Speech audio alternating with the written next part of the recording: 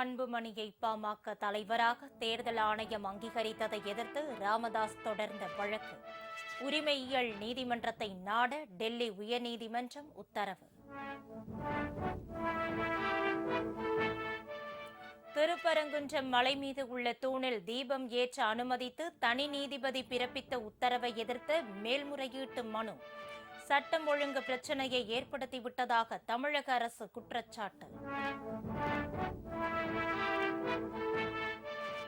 சென்னையில் காலமான திரைப்பட தயாரிப்பாளர் ஏவிஎம் சரவணன் உடலுக்கு முதலமைச்சர் ஸ்டாலின் உள்ளிட்ட அரசியல் தலைவர்கள் அஞ்சலி. நடிகர்கள் ரஜினி, சிவகுமார் உள்ளிட்ட திரையுலக பிரமுகர்கள் நேரில் மரியாதை.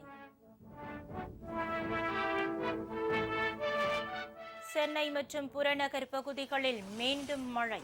சென்னை குடிநீர் ஆதார ஏரிகள் நிரம்பும் நிலையில் உள்ளதாக நீர்வளத்துறை அதிகாரிகள் தகவல்.